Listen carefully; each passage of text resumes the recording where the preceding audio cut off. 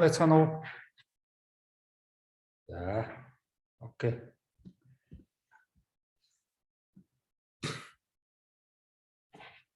За, юу руу орцгоё? Өнөөдрийнхөө лекц 2 руу орцгоё. Тий. За.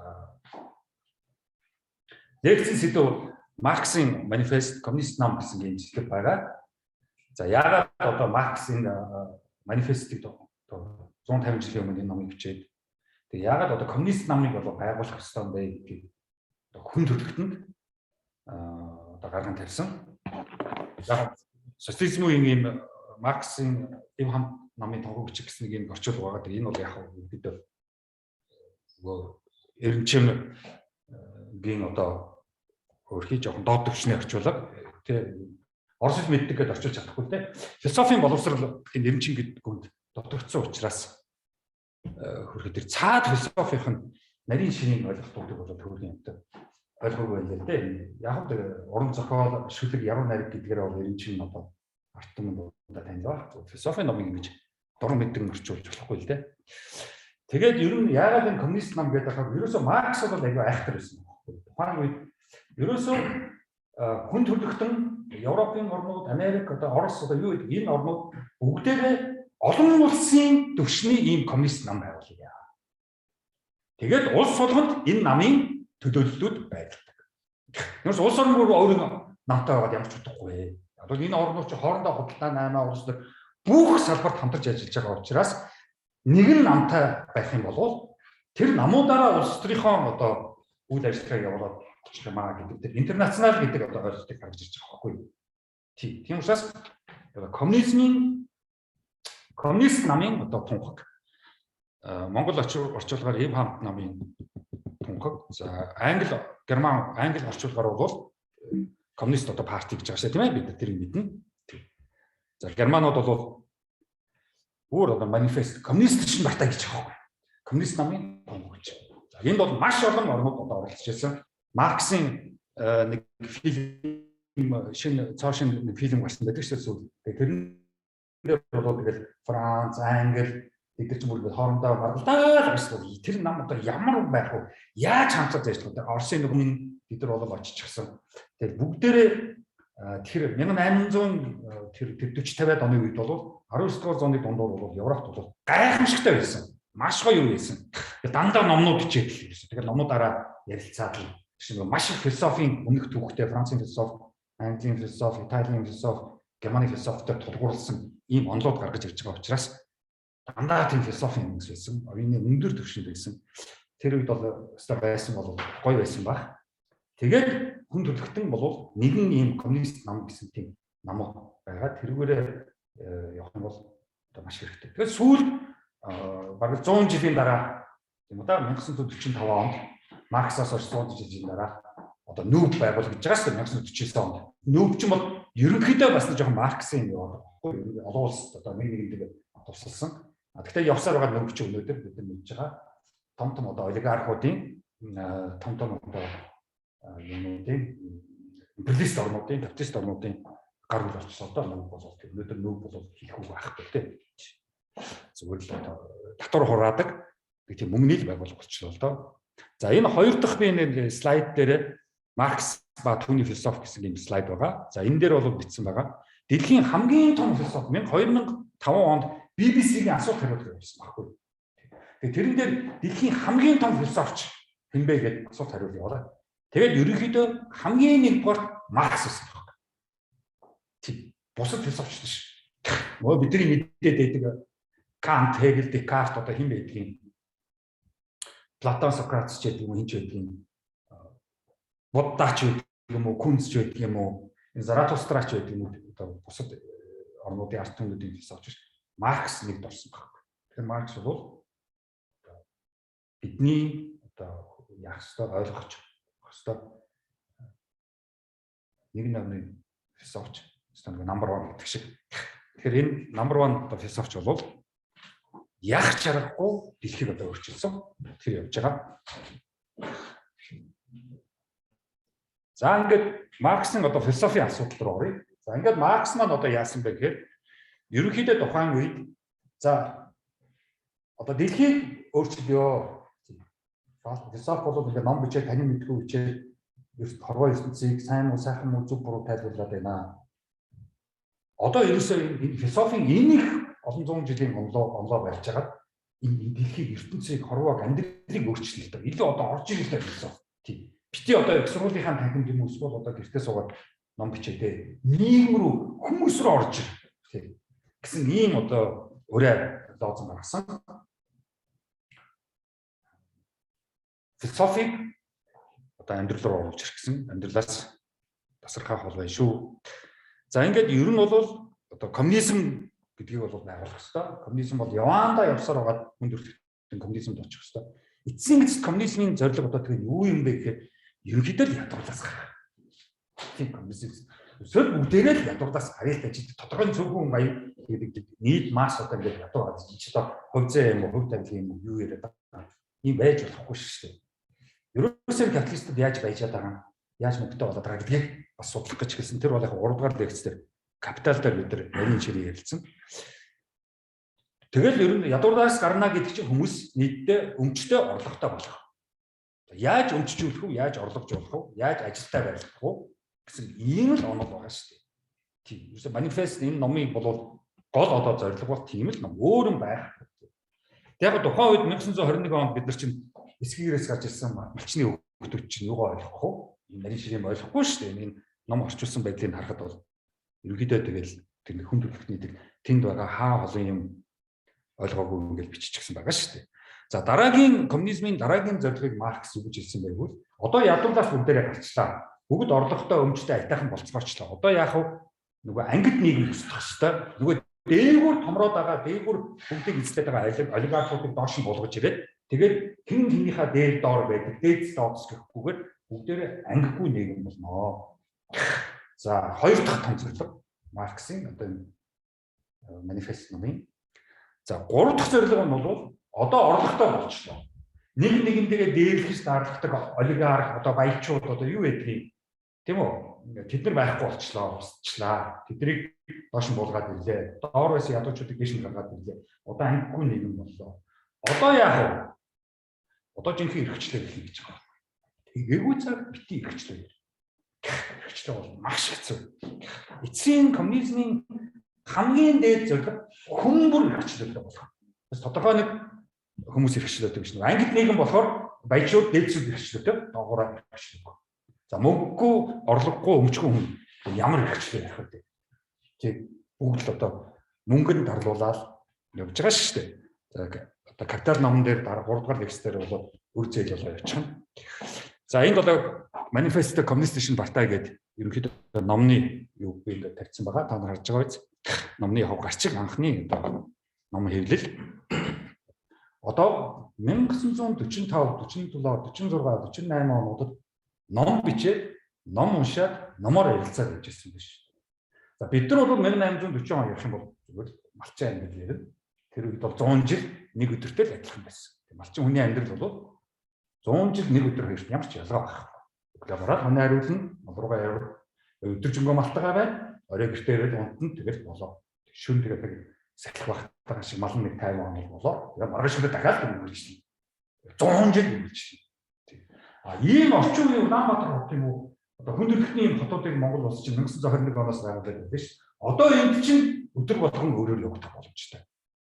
Өөрийгөө хөгжүүлэн, ном уншин, гэртээ суун, ганцаараа байна.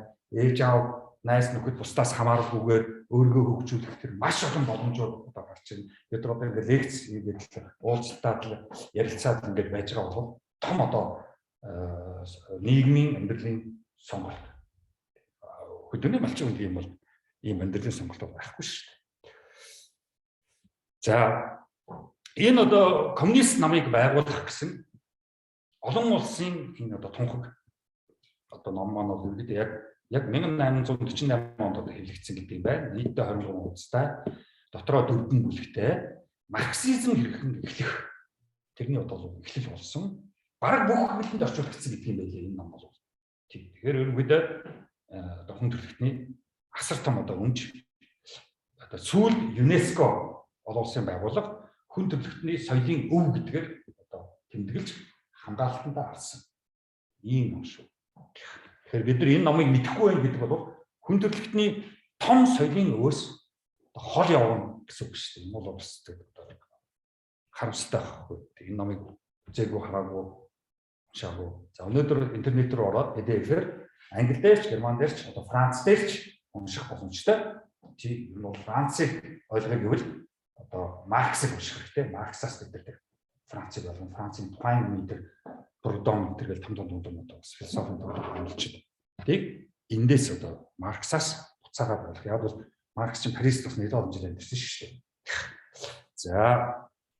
За ингээд яг одоо Маркс маань бол ерөнхийдөө хүн төрөлхтөн болов хөгжлийн үеүдтэй тэр хөгжлийн үе шатуудаа төрөвчл лексэн дээр ч ярьжсэн. Энэ манифест дээр ч бас гаргаж ирж байгаа. Ерөнхийдөө эхлээд бол хүн төрөлхтөн бол хүн нэг юм байсан байна. Агуй нөгөө гадаа агаарт. За дараа нь ерөнхийдөө явсаар байгаа нэг тийм хотууд үүсэж эхэлсэн юм байна. Нэгдэж эхэлсэн юм байна. Суурилгууд үүсэж эхэлсэн юм байна. Ингээд нэгдээд хотууд үүсээд ингээд суурилгууд үүсээд хамтын нийгмийн юм амьдрал эхлээд ирэнгүүт тодорхой хүмүүс тэнд жоохон юутай ашиг орлоготой болоод нөгөө жоохон ашиг орлогогүйгээ боолчилж эхэлсэн юм байна. Тэр үед ямар хууль мөл хүн гэсэн ойлголт байсан биш. Тэгээд жоохон өмч юугээ хоол ундгүйгээ эхнэр хүүхэд хүүнүүдгээ барьж аваад боолчилчдаг. Тэгээд тэдний ерөнхийдөө эхнэр хүүхэдтэй байх сонирхолгүй. Тэгээд боолын одоо ажил хийгээд байж идэг. Ихтэй бол хоттой газрууд. Тийм. За тэрний дараа одоо феодалууд үүснэ. Феодалууд бол одоо нөгөө жижигхэн боолчлуулж ирсэн нөгөө хөрөнгөтэй хүмүүс чинь тэрийгээ нөгөө гар үйлдвэр төрөлцсөн юунууд гар үйлдвэрүүд байгуулад одоо бидний нөгөө мануфактур, фабрик гэдэг шүү дээ. Тэр одоо хөгжөөд тэгээ том феодалууд үүсэж байгаа байхгүй. Хөрөнгөтэй жижигхэн гар үйлдвэрлэлүүдтэй тэдрийгээ удирдсан. Тэгтээ хот дотор.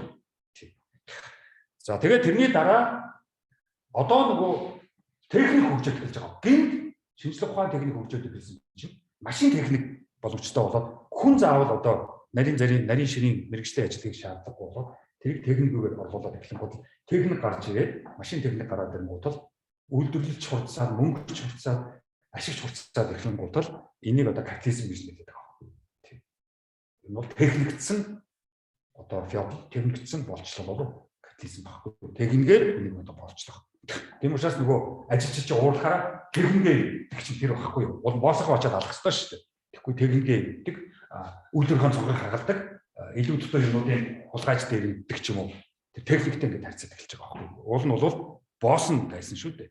За ингээд энэ капитализм нэгэн бол тэтгэвргүй ингээд бүтэхгүй учраас одоо яах ёстой гэвэл энэ ажилчин энэ одоо хүмүүст мөнгөтэй хүмүүст дарлуулад дээлхүүлээд дараа машин техник дээр хүрсэн энэ хүмүүсийг тэндээс нь одоо чөлөөж суулгах ёстой.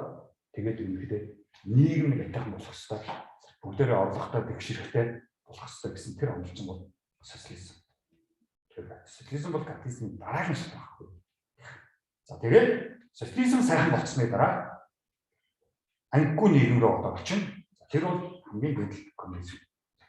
Тэгээд нөгөө нэг одоо манай нөгөө энэ одоо 90-ийн хин энтер гэдэг Дамжин Сөрөн хинч байдгийн гаадан одоо хин байдгийн тэр л үеийн социализмын үеийн очиж орсон анх гэсэн хэдэн гол маань ерөнхийдөө Оросуудаас нөгөө социализмын онолыг сонсож байгаа дараа нь коммунизмын онолыг сонсон гутаа өөр хэсгийгээс гарч ирсэн болохоор нөхдөд чинь тэгдэг байсан.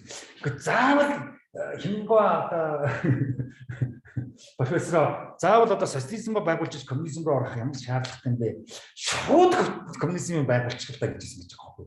Одоо тий бид чинь хэсгийгээс гарч ирсэн болчих юугаа мэдэх вэ тий.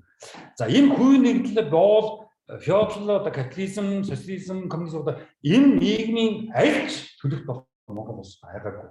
Бидэрт боолын нийгэм байгаагүй. Тэрийг одоо бид одоо санах хэрэгтэй. Бид нар яг бол хот суурин газар үсээгүй учраас зүгээр хөдөөний нэг малчин тэндээ тэгээд нэг хон ямаатайгаа өөрөөрөө агцаагаад тэгээд тийм байж ах бол тийм боолын нийгэм ямар ч хамаагүй. За тэгээд нэг юунууд нөгөө засаг хаан ямар юуны сайн оюун илэрхийлэл гэдэг шүү дээ. Тэр чинь бол яг ерөнхийдөө жоохон шашны төвүүд байсан, худалдааны төвүүд байсан. Тэнд яг өснөөс зогсуулж байгаа Монгол ноёдуудтай өчтөг Монгол ноёдууд нь тэрийг аваад манжнартаа 8 хийгээд баяж явчихдаг. Тийм учраас үстэй тийм феодалын нийгэмж ярих боломжгүй, феодалын боолын нийгэмж ярих боломжгүй. Ийм учраас бид нар тэр социализм, капитализмыг алгасгах шаардлага байхгүй. Феодализмоос социализм руу орсон гэдэг ч худлаа. Тийм бид нар зүгээр малчин малчны хотоос Улаанбаатар хот руу л орж ирсэн байна. Тэгэж болоо. Энд одоо нарийн ширийн хүн төлөвтний том ойлголтуудыг ярих ямар ч боломж байхгүй. Францад, Германд, Англид, одоо Америк одоо тэр орнуудад болон систем байсан, феодалын систем байсан, капитализм систем байсан. Тэндээсээ социализм руу орох гэж тэр ойлголцсон. Ядуу Монгол мэдээ орнууд бол эндээс бол бүгдээр авах. За ингээд энэ манифест одоо номны одоо гол хэлсэг байгаа. Хаал бол хаан бичигддэг байсан. Баг багахад юуны үнэн сонин гэдэг монголоор тавьсан намын сонин гардаг байлаа. Ганц намтай намын төрөө барьдаг байсан. Тий одоо баргалж ялгаг болчихтой. Нам нь бас л энэ ардын намчин төр барьдаг ганц нам л болчлаа шүү дээ. За бид нэр тэр байдалд орцсон шүү дээ. Юу олон нам марчил одоо тийм хачин юм яг хэрэггүй. Тэрэл энэ нам үргэлжил эзэлдэг, энэ нам үргэлжил яадаг хэвээр биш шүү дээ.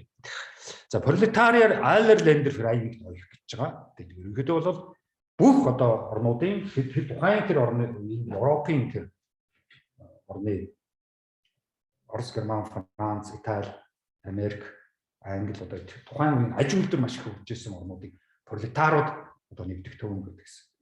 Тэгэхээр энэ бол хот хөгжсөн үйлдвэртэй газруудын хүмүүсийг одоо пролетар гэж хэлсэн. Манайд бол нэг ч одоо пролетар байгаагүй. Социализмын үед дөнгөж одоо үйлдвэр эхэлсэн учраас бидэрт бол ямар ч хамаагүй нэг бол тэр пролетарыг Айлерлендер Фрайнигт ойх гэж хэлээд байгаа нь Маркс юу хэлээд байгааг нь ажил хийгээд байгаа мөртлөө үйлдвэрт ажиллаад байгаа мөртлөө авсан цалин амьдралд нь олигтойгоо шиг хөлцөхгүй шүү дээ. Энэ ч одоо юу гэсэн үг вэ? Ингэж болохгүй шүү дээ. Тэр энэ капиталистууд ерөөсөө хүнийг бас арай дэндүүлж шүү. Тийм.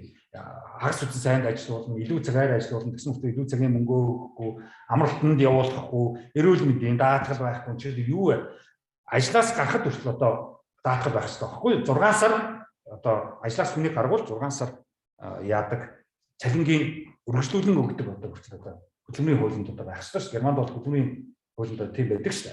Тэгвэл одоо манай дарга намайг ажлаасаа чи гар гिचх юм бол 6 сар намайг дараагийн ажлыг олж орлоготой болтол цалинж болдог. Ийм нарийн ширийн бол бүгд одоо Марксаас гаралтай байхгүй. Бидний энэ хүүхдийн мөнгө одоо юу гэдгийг даатгал энэ одоо баахан амралтын газрууд байна шүү. Хөгжлөд авчихсан. Тэд чинь бол бүгд хөдөлмөр хийж байгаа хүмүүс зориулсан байна. Хөдөлмөр хийж байгаа хүнд амралт явна гэхээс тэтгэврт гарсан хүн амралтанд яваад юу байх вэ? Тийм. Яг бол ажил хийж байгаа хүн чинь амрах хэрэгтэй байна. Ажил хийхгүй хүмүүс амарч юу одоо энэ Монголоор дөрөв ажилгүйчүүд энэ баян мөнгөтэй ажилгүйчүүд амралтанд явдаг гэж байна. Юугаа юм? Улам л өчөд үсэн шүү дээ. Ажил хөдөлмөр хийхгүй бол төрөчийн лекцээр бид нар ярьжсэн амьдралууд тэнцүү ажил байна. Амьдралууд тэнцүү хөдөлмөрөөр хүн шиг явдаг байхгүй. Хөдөлмөргүй ажиллах бол хичнээн хөнгөтэй байхгүй. Монголын баячууд тийм хөнгөтэй байдаг яах юм? Их мөнгөтэй. Одоо Монгол хоёр л ажилгүйчүүд биш. Их мөнгөтэй ажилгүйчүүд, мөнгөгүй ажилгүйчүүд. За ингээд ангийн тэмцлийн түүхийг бол хин одоо гаргаж ирсэн. Маркс саяны одоо яриад байгаа. Нөгөө боол, феодал янз бүрийн нийгэм. Ер нь бол хоёр одоо хэсэг үсчдэг нийгэм. Энийг нь л одоо учрыг олох хэрэгтэй. Нэгд нь хөрөнгөтэй хүмүүс, нөгөөд нь хөрөнгөгүй хүмүүс. Гэхдээ хотод шүү, хөдөө биш. Нөгөө тал даралдаг нөхдүүд, нөгөө тал дарлуулдаг нөхдүүд. Хотод. Одоо Парис хотод, Берлин хотод, Москва одоо юу вэ? Английн Лондонд, Америкийн одоо Нью-Йоркт тийм. За феодал нэг талд гараад ирдэг, нөгөө талд ардууд гараад ирдэг. Одоо нөгөө Джефферсон, Америкийн Вашингтон эдгээр чинь Жорж Вашингтон, Джефферсон эдгээр чинь бол бүгдээрээ 200-аас 300 болч флоттой байсан гэж байна. Өөрийнхөө эдлэг газар дээр ажиллаулчихдаг. Өөрснөө болохоор Вашингтон хотод, Нью-Йорк хотод зугаалаа явуулдаг. Өнөөдөр Монголд ч гэсэн бас нэг иймэрхүү юм үсчээд байгаа. Ингээд өөрснөө Улаанбаатарт амьдардаг. Өөрийнх нь эдлэг газар, өөрийнх нь одоо хувийн байшин барилга газар юу н хаан байдаг, сэлэнг ангид байдаг юм аагаар байдаг. Юутай ногоо төлсөг бургадаг газруудад, жимс ургадаг газруудад тэдэр нэг ажиллаад хатаа нэг цалин юм аваад замдаа цалингаач авахгүй байж идэг. Өөрснөө бол энэгээр улс төрч хөдөл эсвэл Солонгосын казинод очиж тоглоод ингэ байж идэг. Ийм үе үүсчихсэн. Тэгэхээр бид нарт одоо л нэг боолын нийгэм ирж байгаа байхгүй. Тэр бол өнгөдөө бол феодалын нийгэмч ярих боломжгүй, капиталист нийгэмч ярих боломжгүй. Ерөнхийдөө жоохон боловсронгуй боолын нийгэм байхгүй. Энийг ерөөс мэдэхгүй байгаа задалж. За ингээд өнөөдөр орчин үед одоо Марксийн үед дахиад хоёр хэсэг болчлоо. Тэр нь болохоор пролетар капиталист хэсэг. За энд л одоо Маркс бол хариу өгөх гэдэг байгаа шүү дээ. Энэ капиталистуудыг одоо яах вэ? Пролетаруудаа яаж нэг орлоготой болгох юм блэ? За номынхон манифестийнхаа бүлэг 1 рүү оръё. За бүлэг 1 дээр бол ерөнхийдөө Маркс юу гэсэн бэ гэхээр ерөнхийдөө нийгэм зориулан ажиллаж буй хүмүүс. Марксийн одоо энэ пролетарууд бол нийгэм зориулж ажиллаж байгаа хүмүүс шүү.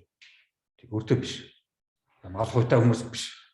Эсвэл нэг жижигхэн одоо бизнестэй төвчтэй ч юм уу, эсвэл одоо нэг супермаркеттай ч юм уу, эсвэл одоо юу гэдэг юм.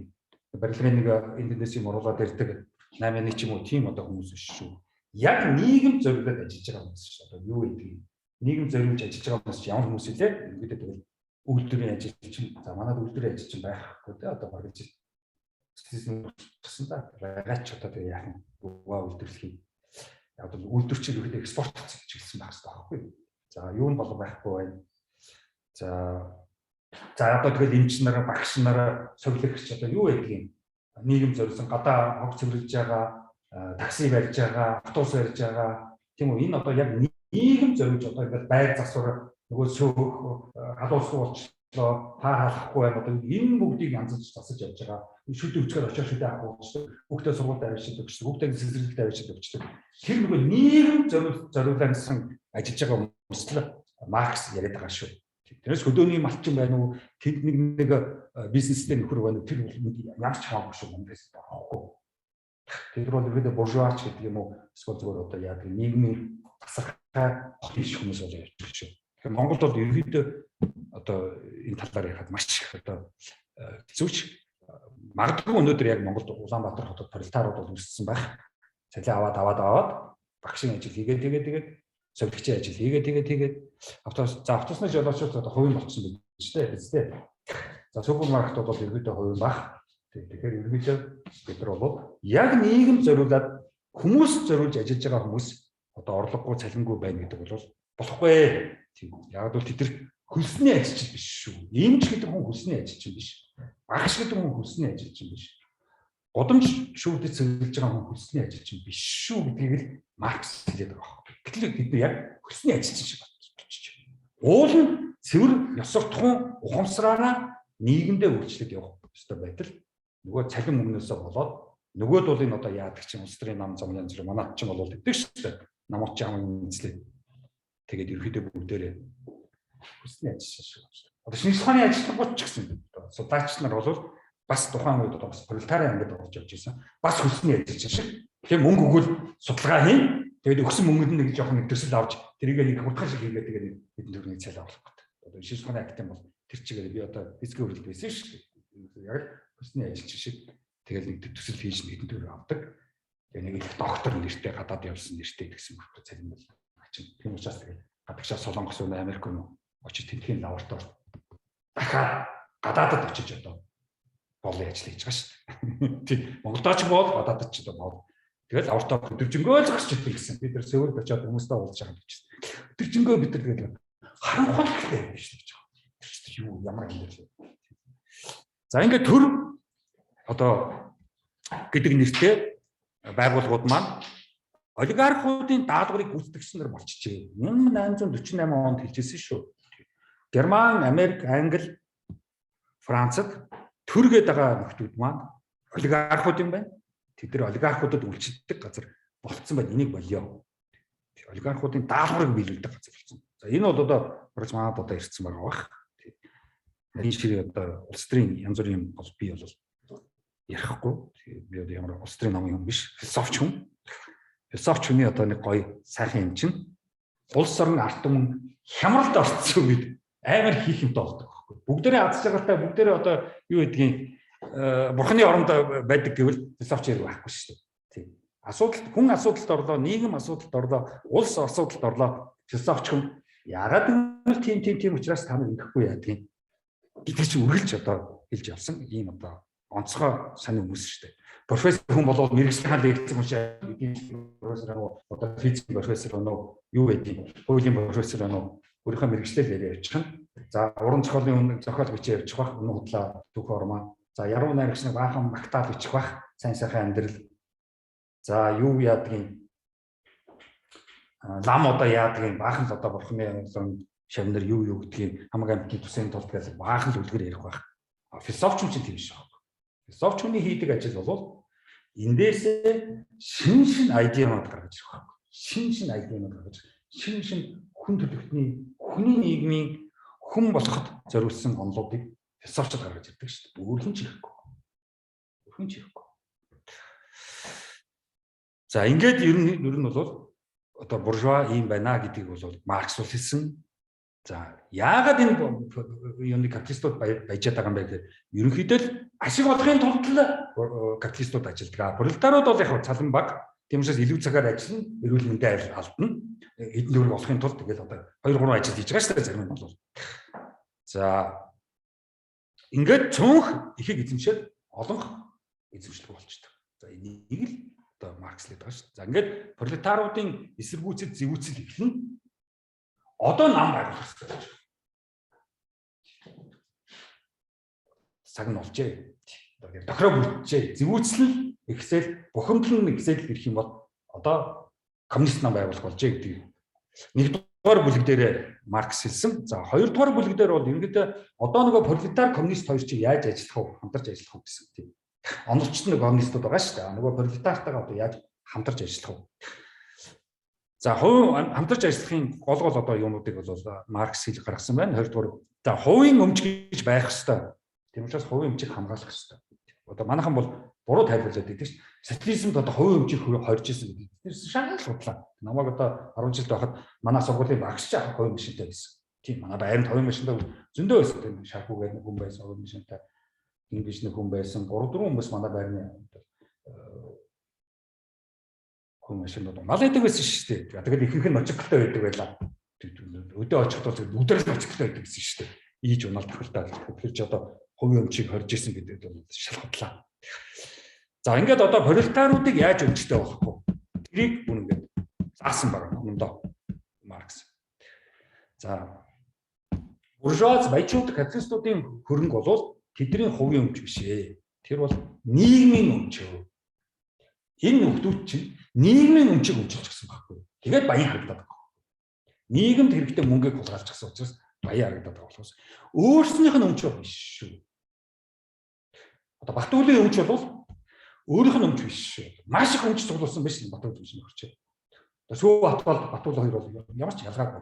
Хоёулаа нийгмийн өмчийг булаагаад авчихсан. Нэг нь ардын нам, нэг нь арчсан нам.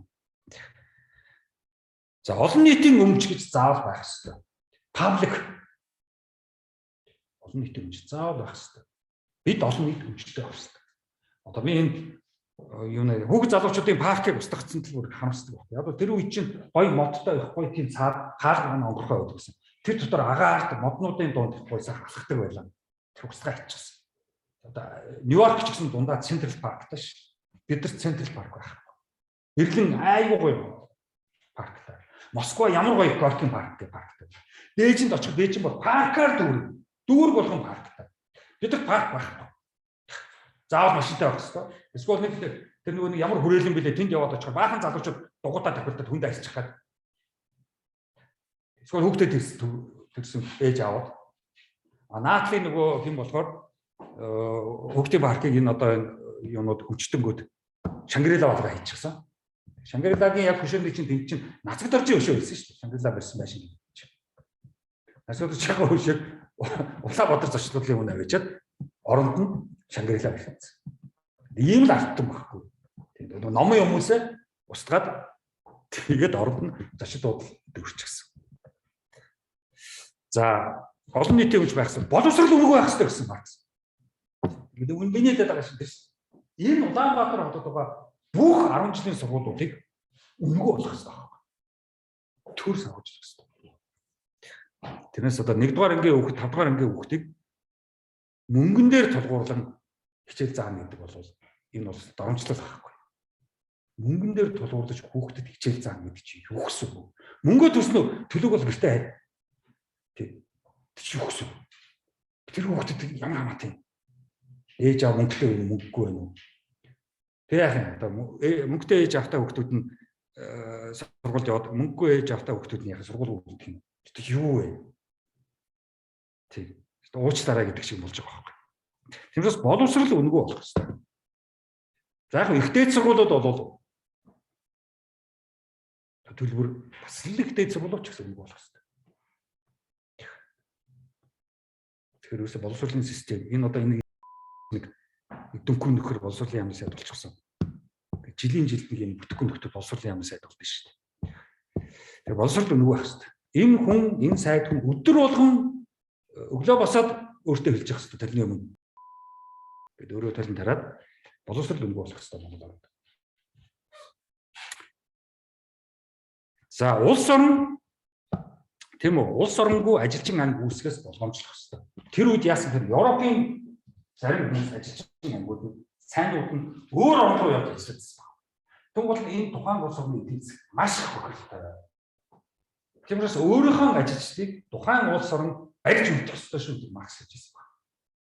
За өнөөдөр бид нар мэдж байгаа тийм үү 20-30 мянгаараа жилд ингээл гадагшаа яваад байгаа шүү дээ. Манай одоо сор болсон жинхэнэ хөдөлмөрийн одоо ажилчин хөдөлмөр нийгмийг хөгжүүлэх ёстой сайхан залуу наснууд миний нөгөө хэлээд байгаа 1983-аас 2013 оны хооронд төрсөн тэр үе чинь бол ингээд гадагшаад байгаа.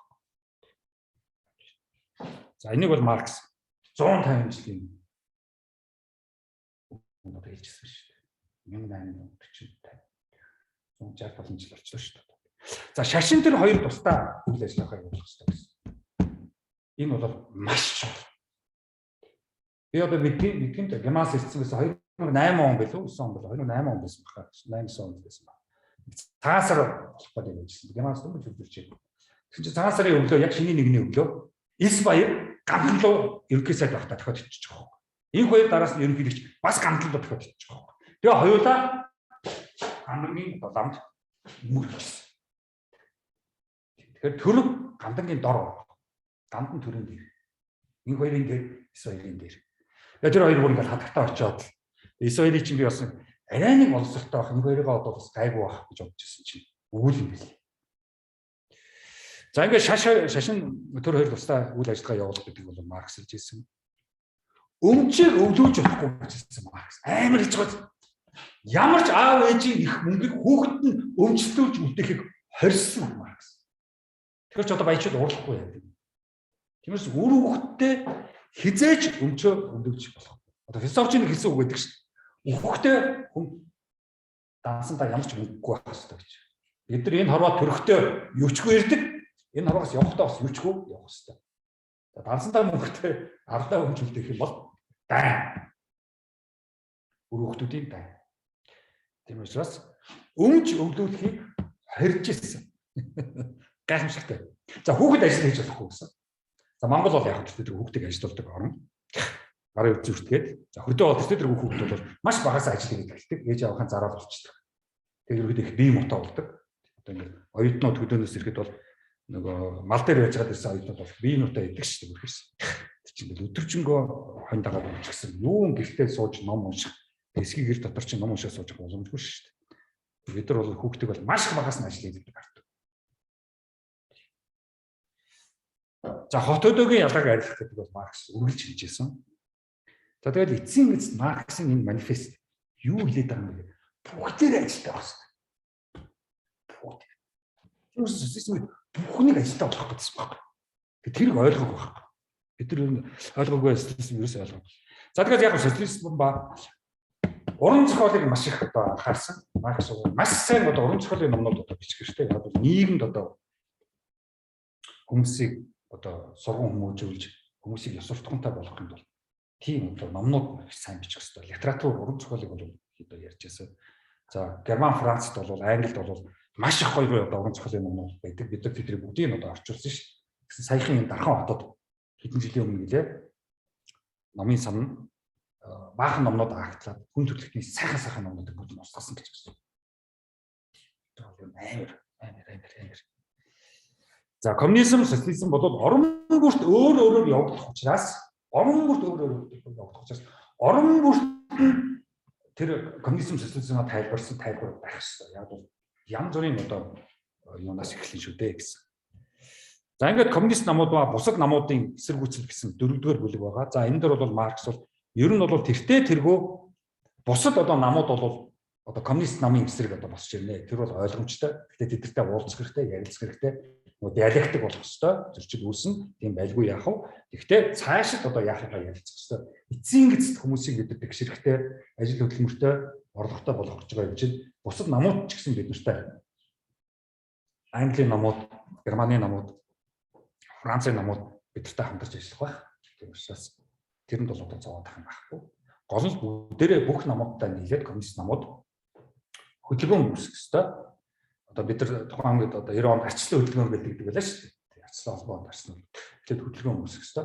Одоо хөдөлгөөний дараа одоо бус бүх намууд улс орон бүрд коммунист намууд хувьсгал хийх ёстой. Эцсийн зорилго хувьсгал. Ерөөсөө ард түмэн улс орон хөгжих юм бол хөгжийгвэл эцсийн зорилго хувьсгал. За хувьсгал гэдгийг чинь хэн болов хэлсэн байгаа шүү дээ. Аристотель хэлчихсэн байгаа шүү дээ. Хувьсгал гэдэг бол үндсэн хуулийг өөрчлөх. Тэрийг л хувьсгал гэж байгаа шүү дээ. Тэрээс буу ороод буутахыг хэрэгсэл. Үндсэн хуулинд зөв заачих юм бол үндсэн хуулиа барай явчихдаг юм аа. За манайх бол яг нь ерөөдөө Германы үндсэн хуулийг нэлээд орчуулсан гэдэг шүү дээ. Манай үндсэн хууль. Тэр чимдийн үед нэг жоохон орчуулах гэж оролцсон гэдэг. Чимд гэсний бас нэг хэцүү юм байлаа шүү дээ. Хуульч гээд. Тэгээд уул нэг сайхан үндсэн хуулийг философчдод орчуулах хэрэгтэй л доо. Хуульч ийм хүмүүс ийм бюрократ ийм хүмүүст орчуулж болохгүй л дээ. Одоо маш их тийм шүүхийн хүмүүс ялангуяа их хүйтэн бүдүүлэг байдаг шүү дээ. Тийм учраас шүүхийнхаа хуулийнхаа л өмнөд орчуулах хэрэгтэй. За ингээд саяхан одоо хэдэн жилийн өмнө дахиж манифесто уншия. Марксийн манифесто уншия гэдэг. Хуучин социалист Югославийн философч. За өнөөдөр дэлхийд нэлээд алдартай Славой Жижек гэж нөхөр байгаа. За энэ бол коммунистийн манифест. Тэгээд энэ манифест яагаад хэрэгтэй бэ гэсэн Жижек одоо ном бичсэн. Би энэ одоо номын хатсан зургийг тавьчихсан байна. Жижек бол одоо Марксийн манифестыг дахиж бид нар ярьж дахиж одоо ойлгож эний одоо яг мөн чанартай танилцах хэрэгтэй гэсэн. Манифест номын ач холбогдол. Тэгэхээр энэ бол зүгээр тэр үед одоо бичээд орчуулаад тэгээд одоо номын сан тавьчихдаг. Одоо ном бишээ. Энийг бол дахин уншиж ард түмнүүд одоо хэрэглэх хэрэгтэй. Одоо яг энэ манифестыг бол Монгол улс хэрэглэх яг таарсан байгаа байхгүй. Тухайн тэр 40-аад онд социализмын үед бол энэ ном бол ямар ч ач холбогдол байсан. Одоо бид нар дөнгөжл эсхийг гэрээсээ гараад хүний нийгэм рүү орж иж байлаа шүү дээ. 1921 он. 1921 онд бид нар эсхийг гэрээсээ гарч иж байгаа чинь Эйнштейн физикийн бүх хуулиудыг хийчихсэн. Математикийн хуулиуд шийдэгчихсэн. Gödel энэ төр гараад ирчихсэн. За юунууд бол уран зураг бол дээд зэгтээ хүрээд пост руу орчихсон юм жисэн. Бүх уран зураг зурагдчихсан. Бүх сонгодог хөгжмүүд бүтээгдчихсэн. Орос бол ерөөсөө тэгээ сонгодог хөгжмөр бол дэлхийд гайхуулж ирсэн. Балет хийчихсэн. Тэсээ нэг балет чинь гэдэг шиг. Тэрийг нь явж ирсэн. 21 онд бол бид нар эсхийг гэрээсээ гарч ирээд хүн төрөлхтнүүд бүгдээ хийчихсэн байсан. Физик, математик, биологи одоо юу гэдэг. Шинжлэх ухааны салбарууд бол дээд зэгтээ өрцөн. Нобелийн шагналууд аваад эхэлчихсэн. Тийм үеэс. Тэр байтугай литератур уран зохиолоор хүртэл 1921 онд олон хүн Нобелийн шагнал авчихсан байж.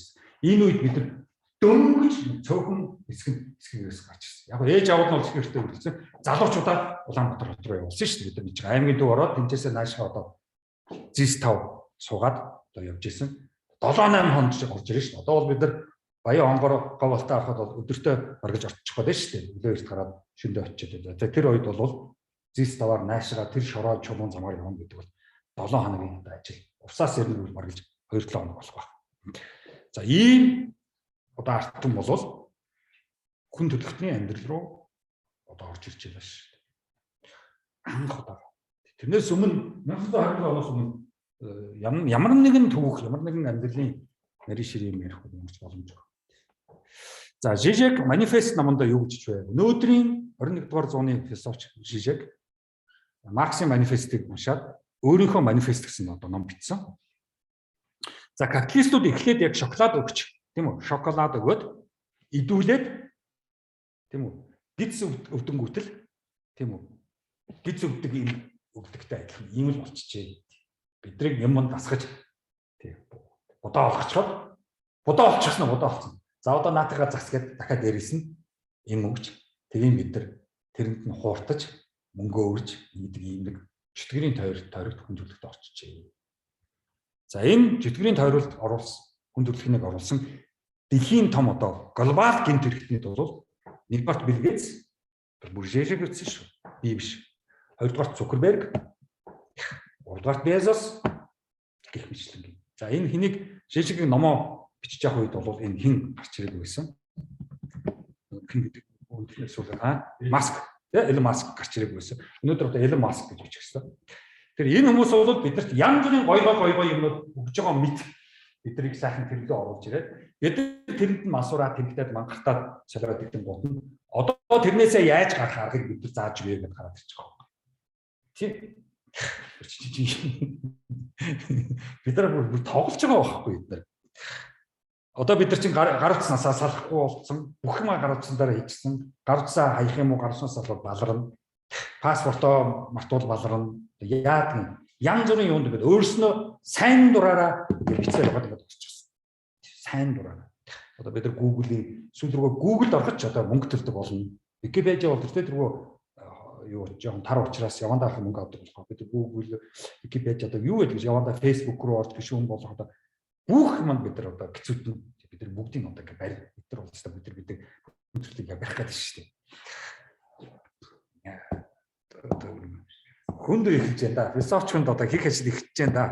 За капиталистууд эхэлж мүлжиж баяжсныхаа дараа эдгээр бидний мүлжиж баяжсныхаа дараа гинт сайн хүмүүс болж гарч ирж байгаа хог. Тийм одоо филантроп гэдэг шүү дээ. Мөнгнөөсөө эдгээр өгдөг. Янз бүрийн юмнууд фондашн эдгээр байгуулаад. Тийм. Одоо дараагийн үйлчлэгөө яаж эхлэх вэ? Бүгдээр филантроп болсон шүү дээ чинь. Гинэт сайн хүмүүс болж гарч ирээд. Тэгээ юуны орчны дулаараа climate гэдэг чинь тийм үү? Климаг одоо аврамж гэх шиг. Оо, вакцин хийж гэх шиг одоо Билл Гейтс ч одоо зүгээр юм ч болцсон явж байгаа шүү дээ. Тийм. За ийм одоо хүн гарууд шүү. Хүн гарууд.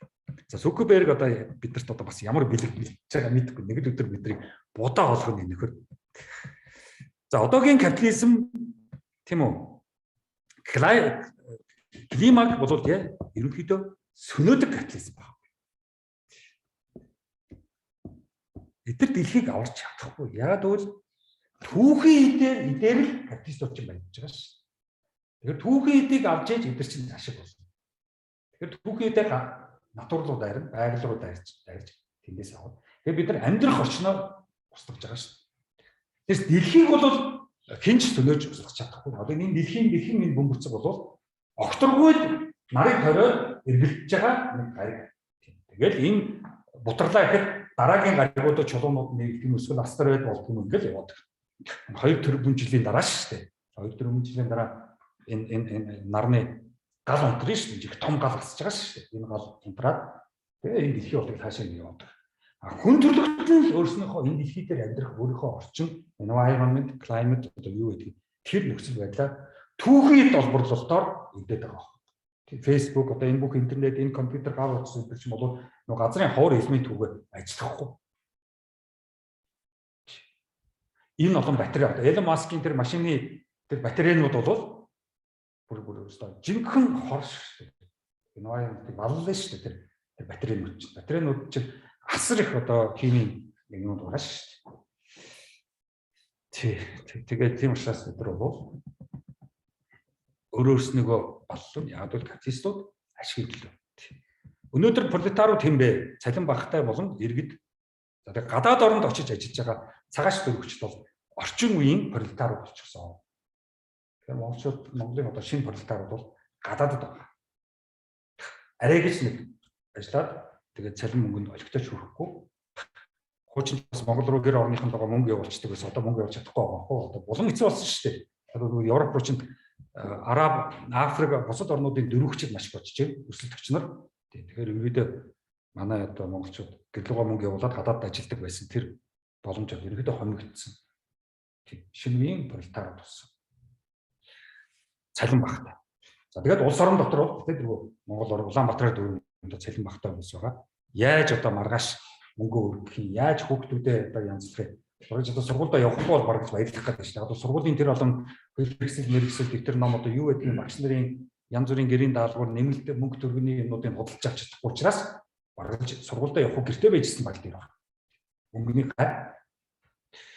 За ингээд 150 жилийн өмнөх асуудлууд яг хэвээрээ гэж хэлсэн жишээ. Яг Марксийн бичижсэн бүх юм өнөөдөр яг хэвээрээ. За Монгол оронд бол энэ манифест одоо жинхэнэ утгаагаараа одоо яг ирж байна. Одоо энэ манифестыг уншихад тэгвэл бүгдээр 150 жилийн Маркс бичсэн байж тээ бидний тухай. Энэ ардын намынхаа энийг унших үл тээ. Тийм. Энийг унших бол ардын намхан баларч шүү дээ. Тийм. За арчил нам бол тэр юу ч ойлгоогүй, арчил нэгж ойлгоогүй, юугаа ч ойлгоогүй тэгээд. Тэгээ хэд нөхдөд сайхан байжлаа. Том олигархууд болчихлоо доо. За манифестыг уншихад Монголын манифест хэрэгтэй болжээ гэсэн гаргалгаанд хинч хүн. Үгүй болоо та манай манифестыг бичлэг хэлэх байх хүмүүс. За коммунист нам ба дээд үтц. За ингээд одоо бид нар энэ зөвхөн коммунист нам одоо энэ коммунизм байгуулгыг гэдэг одоо манифест бичсэн шүү дээ. Тэгм бол Маркс ч одоо яаж ийм үү? За одоо ингээд нийгмийн бүтц рүүгээ орно. Устгай хийжтэй байдаг, тэргээ хийжтэй байж одоо ингээд нийгмийн бүтц рүү орно. Гэтэл нийгмийг дотор нь хоёр бүтцэд хуваах хэрэгтэй гэсэн. Нэг нь бол доод бүтц, буюу дэд бүтц, инфраструктур гэж бид нар ярьдаг. А нөгөөх нь дээд бүтц. Германаар Überbau.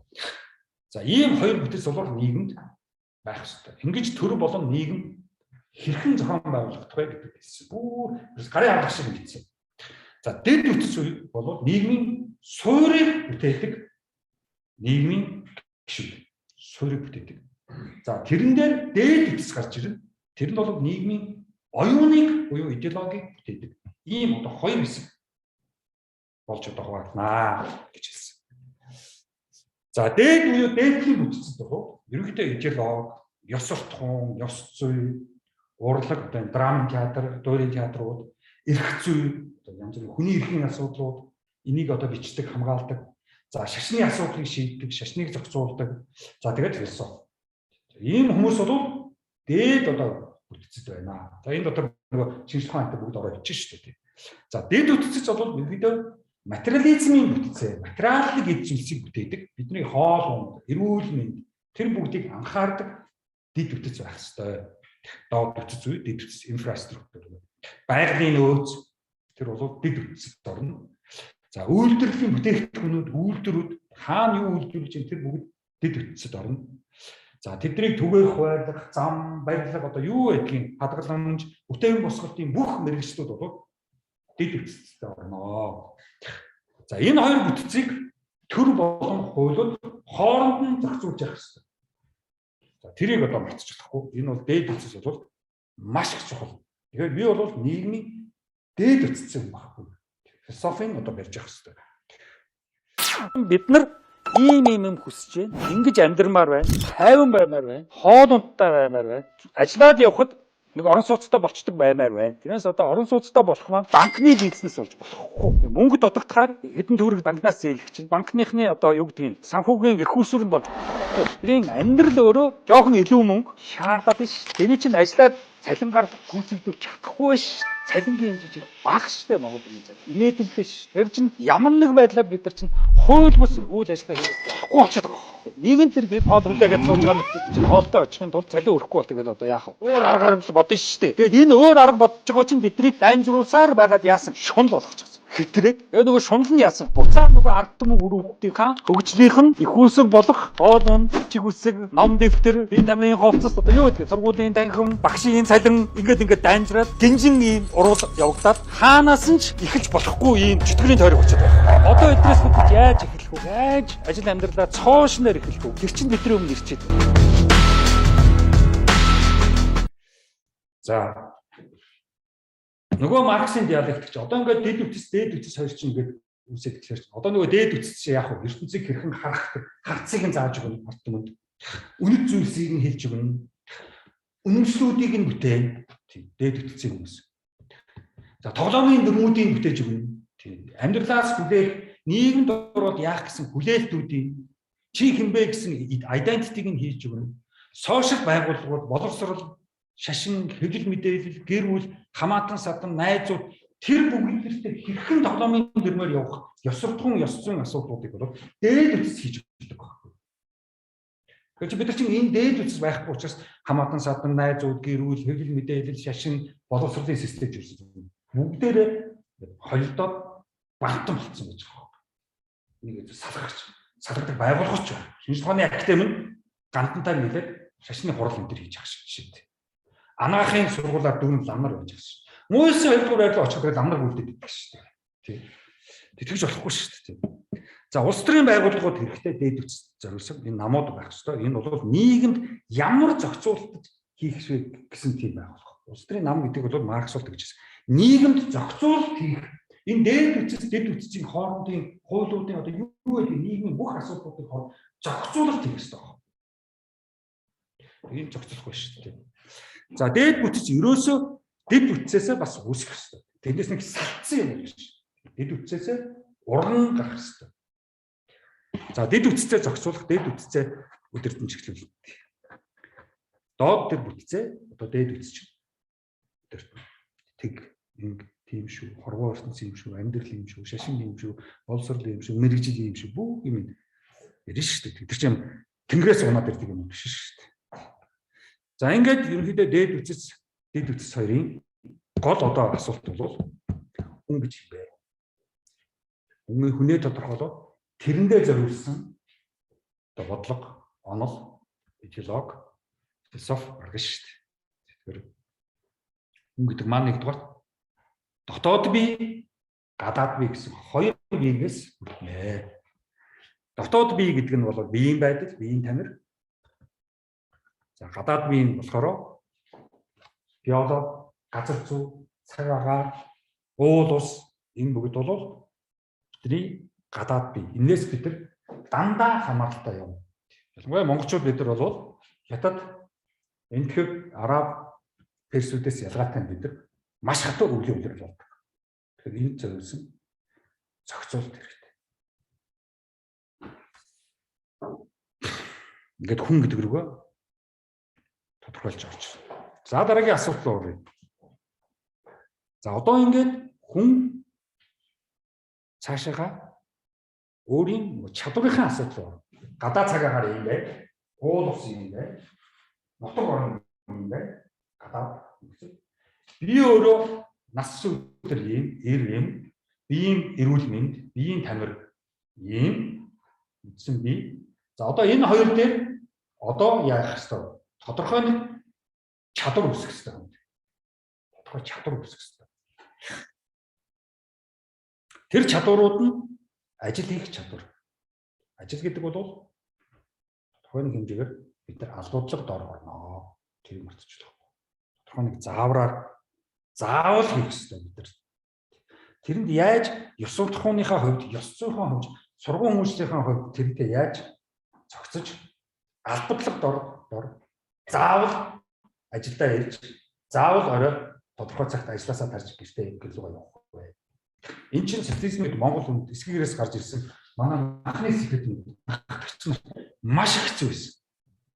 Өглөө адаа очихгүй очих. Орой ажил тарахыг цагтаа ажилласаа тарах. Энэ бол эсгээрээс гарч ирсэн анхаарч нь маш хэцүү байсан. Хоёр дахь зүйл нь бол явдаг арчин гэдгээр одоо задарчлаа шүү дээ. Тийм. За хоол хүнсээ өөрөө олж авч чадах тийм чадвартай байх хэрэгтэй. Үнээс гоохгүйгээр өөрийнхөө хоол хүнсийг худалдаад авчдаг. Аваад ичдэг тийм чадвартай байх хэрэгтэй. Үнээс хоол хүнс гойдог. Айлд ороод хоол хүнс хийж гоох биш. Тэгэхээр хоол хүнсээ өөрөө олж авах чадвар гэдэг чинь асар том. Их хүн чадахгүй шүү дээ. Тэгэл хаана зогш хоол идэж шүү дээ.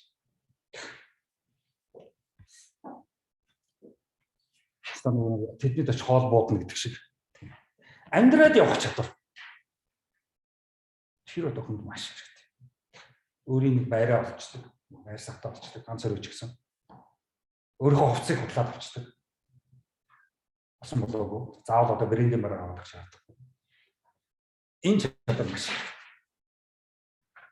Энийг одоо Маркс номдор, ер нь энэ номлын номдор маш их байна шүү дээ. За тэгээд эремийн хүйсийн ялгааны онцлогууд хамаарлаа бас тооцоолж явах ёстой. Гэтэ тэргүй сексийн харьцаа орно, амьдлаг чанар эхэлнэ. Тэрийг яаж зохицуулах юм? Заавал юм доо. Ер нь бол их том хувьсгалууд дотор сексийн хувьсгалууд дандаа явагддаг шүү дээ. Энтэй унтах уу?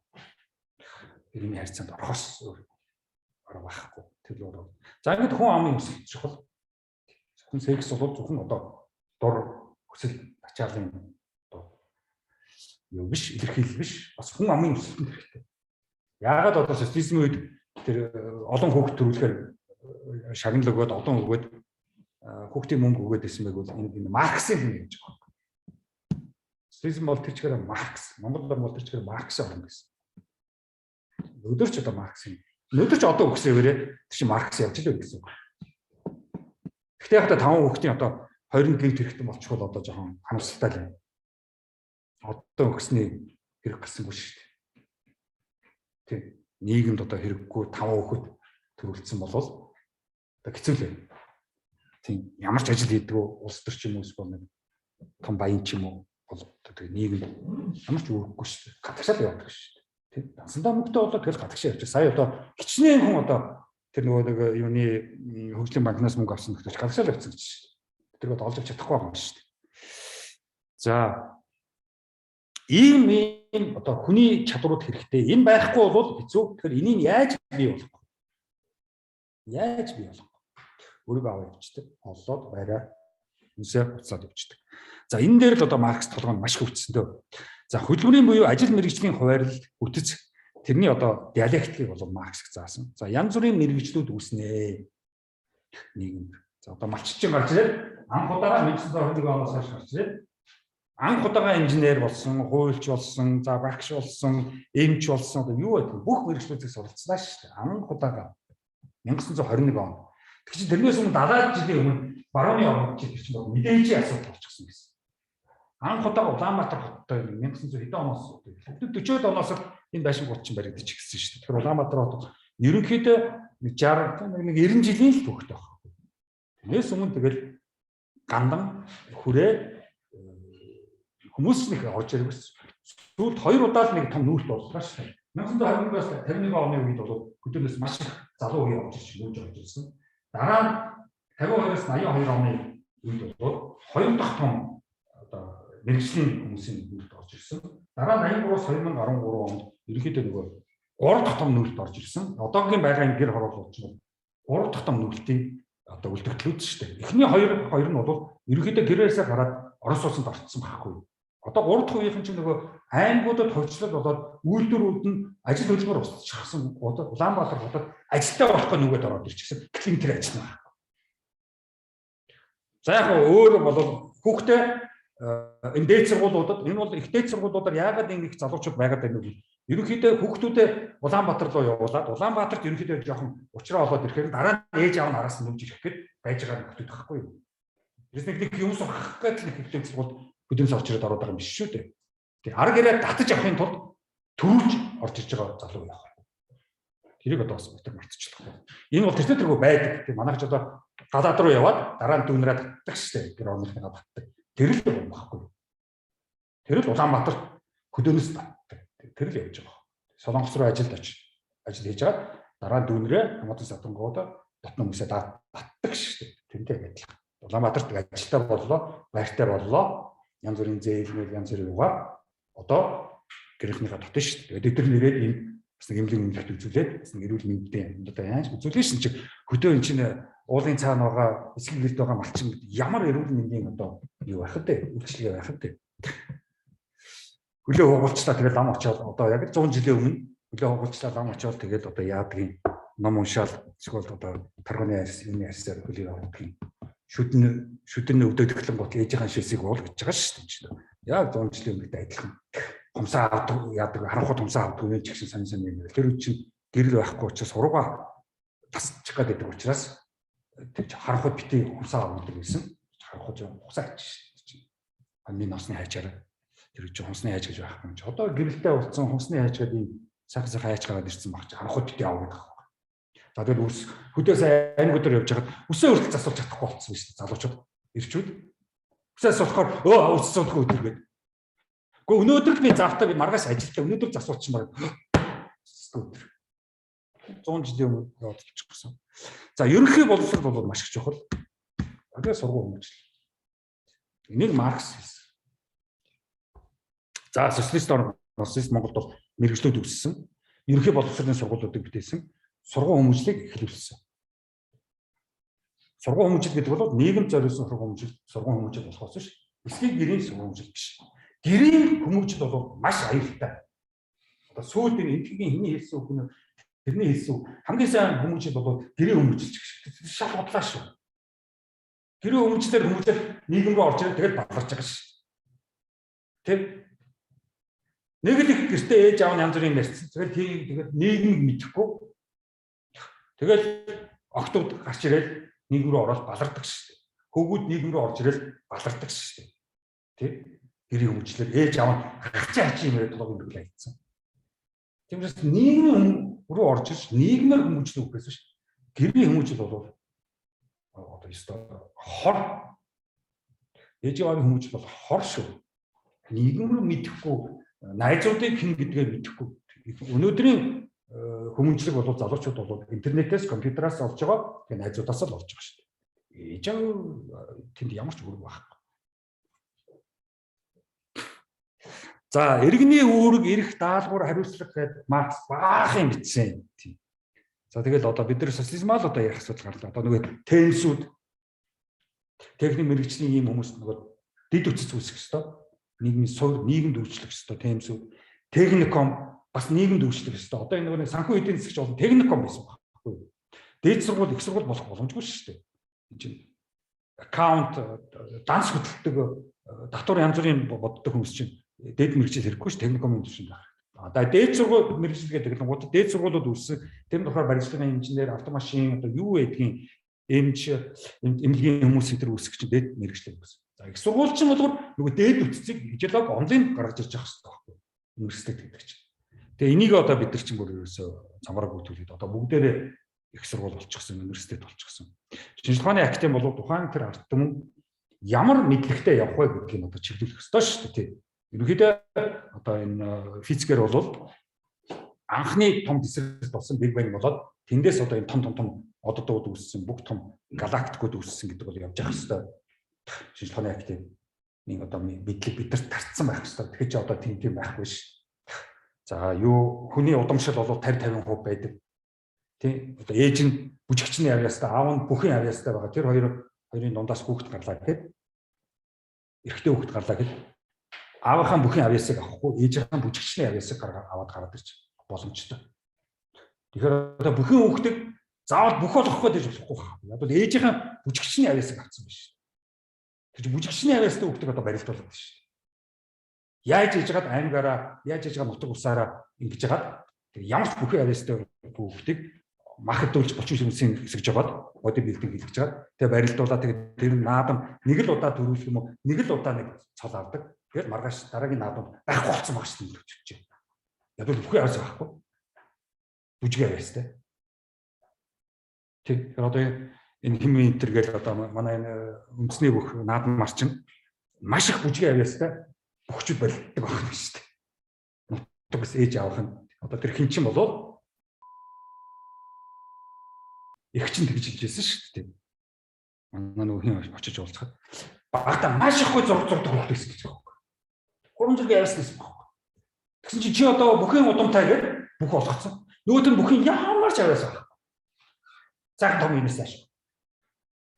Яг одоо ингэ том үеэрээ нэг жоохон гэж байгаа нэг жоохон барилаад одоо тэгээд бүхөөс цухтагаа эцтэй.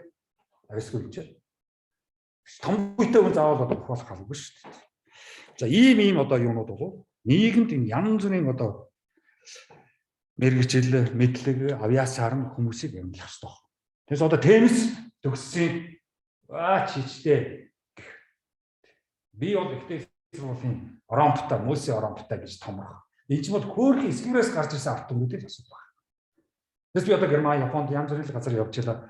Хизээч энэ бол доод мэргэжлийн хүн, энэ бол дээд мэргэжлийн хүн гэдэг шүү дээ. Бүгдээ адилхан иргэн л гэдэг шүү. Харин ч Хүүхдийн цэцэрлэгийн багш өндөр цалин авдаг ш. Профессороос барьж илээ. Тутахгүй. Хамгийн хариуцлагатай ажилласан хүүхдүүдийг хүмжин гэдэг чинь. Профессор бол яах вэ гэдэг нь худлаа орж ирсэн хэдэн залуучуудад ойлгосон ойлгоогүй мэдсэн мэдээгүй материал худлаа ярьж жоохон дамжиж байгаас гараад ирчих шүү дээ. Профессор гэдэг. Монголын профессор бол ерөөдөө жоохон тэнэг ш. Тэг совлогч юм бол маш өндөр цалинтай байх хэрэгтэй. Нийгэмд ажиллаж байгаа нийгмийн төсөөнд бол ажил хөдөлмөр хийж байгаа хүмүүс бол маш их өндөр цалинтай байх хэрэгтэй байхгүй юу? За тэгээ нийгэмд одоо онол бүрдүүлэх хэрэгтэй. Тухайн тэр нийгэм өөрийн гэсэн онолтой байх хэрэгтэй. Урлагийн талаар тодорхой нэг онолтой байх. Яагаад урлаг байдаг? Урлагийн юунд хэрэглэх хэрэгтэй? Яагаад жүжиг байдаг? Яагаад дуур байдаг? Яагаад дууд уулдаг? Тийм. Дууд уулах чинь ямар зорилготой юм? Тэр бүгд яг хөгжим дараах ямар зорилготой? Яагаад төгөлдөр хуур дарддаг юм? Яагаад сонгодог хөгжим гэж байдаг юм? Яагаад классик гэж яриад байгаа юм? Эдгээр шиг бол том онол байх хэрэгтэй. Метафизикийн том онол байх хэрэгтэй. Хүн одоо хүний төрсөн хөл хойднаас юу гэдэг энэ бүгдийг одоо тайлбарладаг. Философийн онол байх хэрэгтэй. Сайн муу, сайхан муухай, зөв буруу. Эний чи одоо хин ч хэлэхгүй шүү. Сайн муу, сайхан муу, муухай, зөв буруу гэж чинь. Философоос л гаралтай хэлнэ гэсэн шүү. Өөрөө хин хэлэх. Одоо юуны профессор хэлэх юм уу? Хуулийн профессор болдог л өмгөөлөгч янз бүрийн бэлтгэл хуулиар хүнийг дамтлахал болчих шүү дээ. Юу хүн сайн сайхан зааж өгөх. За тэгэл идеолог заавал байх хэрэгтэй. Маань тэр арт түмэн жинхэнэ нэг ийм идеологтой агуу ертөнцийн талаар зөв буруугийн талаар. Японууд ерөнхийн нэг ойлголттой явж байгаа шүү. Оросууд ерөнхийн нэг ойлголттой явж байгаа идеологтой явж байгаа. Хятадууд ерөнхийн нэг идеологтой явж байгаа. Германууд ерөнхийн нэг идеологтой явж байгаа. Америкууд ерөнхийн нэг идеологтой явж байгаа. Тэр одоо Монгол оронд одоо үсэг учраас бид нар чинь хамаа намаагүй үсэг тэгэл ястаа яаж өгч юм л да. Амар алхал л да. За ийм одоо манифест гэдэг бол зохиол том бол ийм үр дагавартай том ном. За тэндээс нийгмийн онолч саягийн Жишекийн тэр манифестыг одоо тэр бас нэг гоё асуудлыг бид нар ярих хэрэгтэй. Бид нар нийгэм Монголын нийгэм манай нийгэм гэж ингээд ярьдаг шүү. Тэгэхээр нийгэм чи ер нь яг юу юм бэ? Яагаад бид нэг нийгэм яриад байгаа юм? Нийгмийн одоо яг цаад зорилго, цаад одоо утга учир нь юу юм бэ гэдэг нь бол ерөөсөө нийгэм яагаад болдог вэ гэхээр яагаад бид нар нийгэм болох ёстой вэ гэхээр ер нь хэдийд нийгэм үүсэх ёстой вэ гэхээр ерөөсөө хэрүүл маргаан зогссон үед л нийгэм үүсэж байгаа. Үгүй нийгмийн хамгийн том асуудал чинь хүмүүсийн хоорондын хэрүүл маргаан байдаг. Тэгэхээр одоо социологч гэдэг юм уу, философч гэдэг юм янз бүрийн улс төрийн онолт юм уу, идеологийн онолт чинь хүмүүсийн хэрүүл маргааныг зогсоох ёстой байхгүй юу? Тэгжээч бид нар нийгэм нэр. За юунаас болж нийгэмд хэрүүл маргаа үүсдэг вэ? Цалингаас болж хэрүүл маргаа үүснэ. Гэрүүл дотор хэрүүл маргаа үүснэ. Аавын зөв үү, ээжийн зөв үү? Аавд ахгүй, ээжид ахгүй. Ах гэсэн хэлээд байгаа юм шиг. Хүүхдээ хүмүүжүүлэх хэн илүү их нөлөөлөх юм? Одоо чамаас болоод хүүхдийн болчлоо. Үгүй би тэгж хэлээгүй. Энэ юу? Асар том хэрүүл маргаан. Энэ хэрүүл маргааныг яаж зогсоох вэ? Энэ онол хэрэгтэй. Босол хэрэгтэй. Тийм амарч нийгэм гэдэг монголчуудын хэлээр манай нийгэм энэ нийгэм тийм байх гэдэг бол тийм амар биш. Нийгмийн том онолчд тэргийг зогсоох хэрэгтэй. За нийгэмд хэрүүл маргаан гарах аюул дотор яаж энэ найрамддаг вэ? Би энэ хүнтэй дараагийн үеч хэрэлт зовлож магадгүй. Тэгэхдээ ажлаасаа болоод, мэргэжлээс болоод, амьдралаас болоод янз бүрийн нөхцөл байдлаас болоод энэ үедээ би энэ найрамддаг байгаа юм. Хойн жоох юмуд байгаа. Энэ тэр нутаг аав нь тийм, ээж нь тийм. Тэр яах? Тэр хэрүүл маргаан гарч болох дотор хүмүүс яаж нэмэгдэлтэй болох вэ? Оюуны дархлаа чадвар, психолог, сэтгэл зүйн чадвар хэрэгтэй. Маш хэцүү. Тэгээд болох хэрэгтэй. Энэ дээр ажиллах хэрэгтэй. Марксизм гэдэг, Маркс гэдэг бол ямар их чухал гэдгийг одоо бид нар бас мэдж байгаа. Хэрүүл маргаан аюул дотор гэж байгаа шүү. Тэр аюул дотор яаж өвтөх юм бэ? Автобус дотор явж байхдаа энэ дотор ямар нэгэн хэрүүл маргаан болох аюул бол байгаа. Энэ нэг хин нэгэ зохиод авах. Гэхдээ энэ дотор яаж ийм болоод эмгэлтэй явж байгаад автобусаас буучих. Энийг нийгэм гэсэн үг. Хүчирхийлэл хүлээн авах бас чадвартай байх хэрэгтэй. Ямар байдлаар бид нар хөлсний ажил, ямар байдлаас мөнгнөөс болоод янз бүрийн ажил хийхээс өөр арга байхгүй. Загнуулж, ажил хийж, дарамтлуулж, ихээс өөр арга байхгүй. Яг би цалин авах гэж байгаа. Мөнгө над хэрэгтэй байгаа. За энэ дотор би яаж психологийн хувьд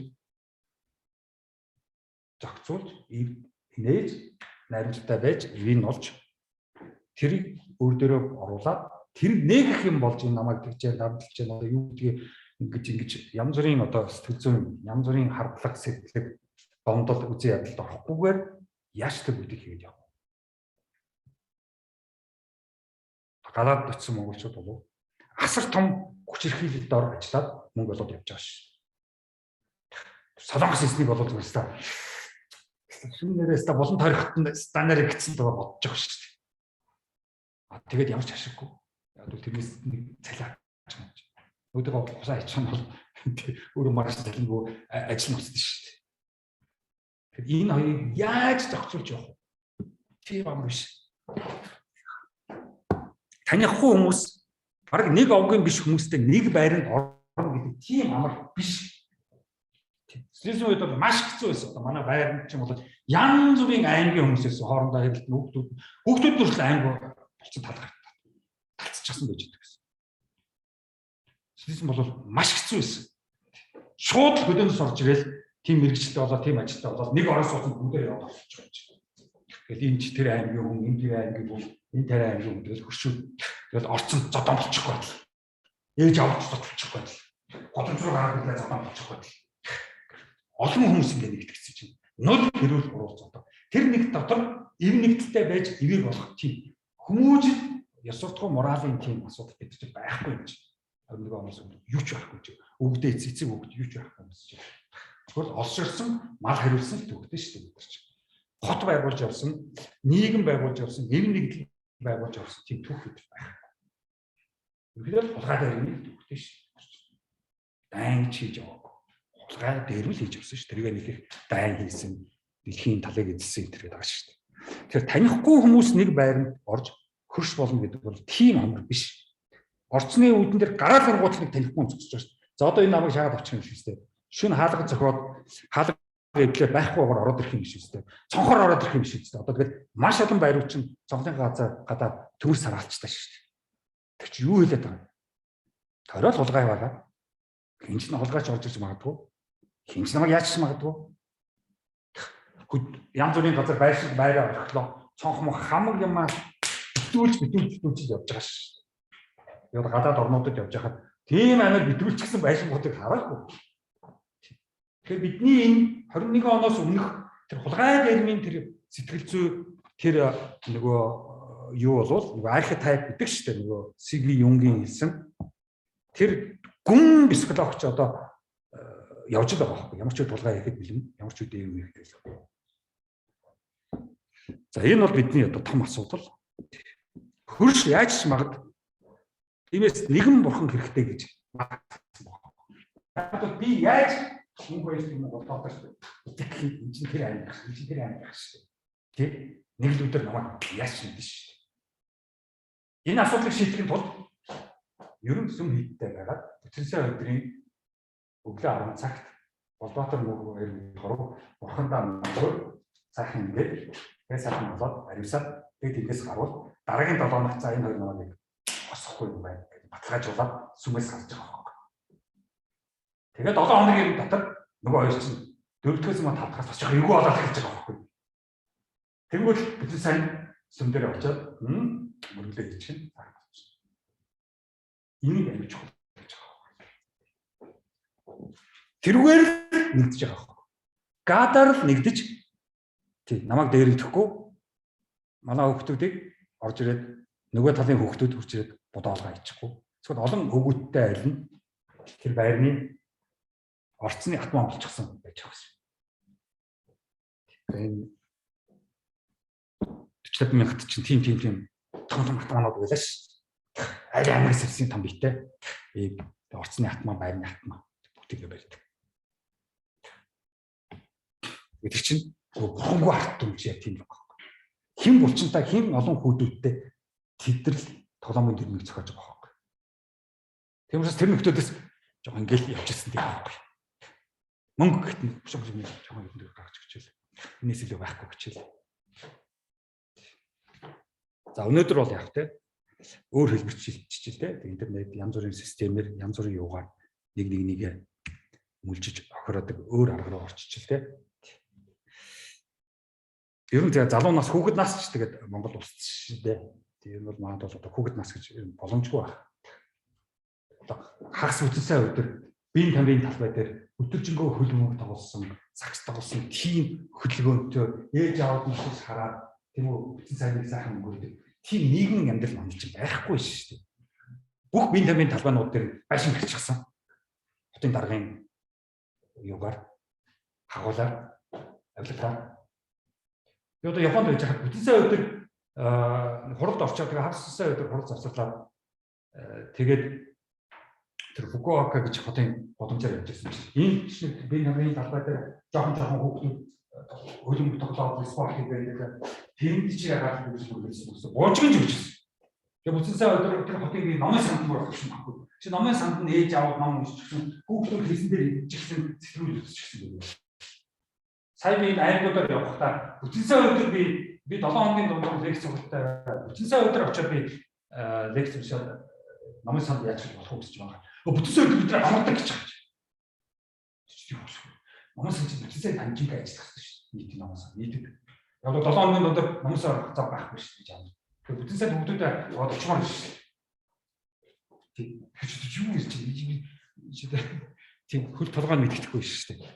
Тэгээд бол би зарим зүүн аймагуд руу явах лекцүүдээ жоохон хойшлуулчихсан. Яг бол 7 хоногийн дундуур лекц сургалттай. Уул нь бүтэн сайнд болдог бол хагас бүтэн сайнд очиод лекц уншаад өрөөдөр мөр байгаа. За нийгэмд үүсэх ёстой энэ системүүдийн төвчүүд байна. Одоо нөгөө бидний нэг яриад байгаа нөгөө дэд үтц гэдэг маань бол одоо энэ эдийн засаг. Эдийн засгийн сандар чинь дэд үтц байхгүй. Дэд үтц биш. Энэ эдийн засаг чинь том яриад байгаа байхгүй. Үгүй шүү дээ. Тэр доор хүмүүсийн хоол ундны асуудлыг байр байшингийн асуудлыг энэ эдийн засаг шийдэх ёстой шүү дээ. Социологчид материализм буюу энэ өмчтэй холбоотой бүх асуудлууд дээр бол тэд нар дэд үтцсэн аахгүй. Дэд үтц чинь болохоор нөгөө ерөнхий боловсрол. Хүүхдүүдэд боловсрол авах тэр онлайн юмнууд байна. Улс төрийн байгууллагууд, хуулиуд, шинжилгээ ухаан, шашин, философи юм чинь бол дэд үтц. Энийгээ бид нар ойлгохгүй одоо хүртэл ингэж хөрхий бодлаа л байгаа. За Жишекийн дараа нэг философчийг бид нар ярих хэрэгтэй. Тэр бол Францын философч Derrida. За Derrida бол Марксийн тухай ном бичсэн. Одоо энэ Marx Spectres of Marx гэдэг. Үнэхээр Marx and Sons гэсэн. Маркс ба тэрний хүүдүүд гэсэн номч бас бичижсэн. Ер нь бол Derrida буцаад одоо Маркс уншихаас өөр байна. Бид буцаад одоо Маркс очихоос өөр байна.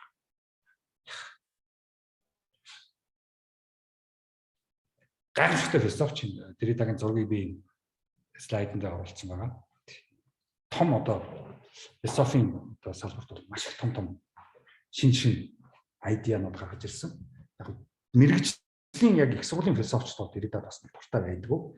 Яг бол Derrida ч нийгэм рүү орж алтомтой маш их ажилласан учраас их сургуулийн тэр онлын тэр нарийн ширээ юмтайгаа их зуралдаагүй тэндээс гарчихсан. За Derridaгийн одоо бичсэн ганц хоёр юмнаас би юу гэж та тийм. За Маркс манифест номонд Европын тэнгэрт хий үзэгдэл хаасайгүй. Энэ бол коммунизмын хий үзэгдэл гэснийг номондоо бичсэн. За энүүгээрээ юу хэлээд байгаа юм бэ? Өөрөөр ямар нэгэн айдиа, ямар нэгэн хүмүүсийн дунд үүсчихсэн нэг айдиа тийм юм байж тээ, тэхийн шиг байж тээ гэд хүмүүсийн толгойд ороод ирсэн. За тэр ерөөс алга болтгүй. Яг хий үзэгдэл шиг үргэлж хамт байж байгаа гэж. Тэгэхээр Марксийн номыг уншдаг, манифестыг уншдаг, Христиан биш, нийгэм Христиан биш, улс орн Христиан биш, ард түмэн Христиан биш гэдэг ойлголт бидний толгойд ороод ирсэн шүү дээ. Энэ чинь яг хий үзэгдэл шиг багч байдаг. Маркс тэрийг Derrida аяг гаргаж ирж байгаа.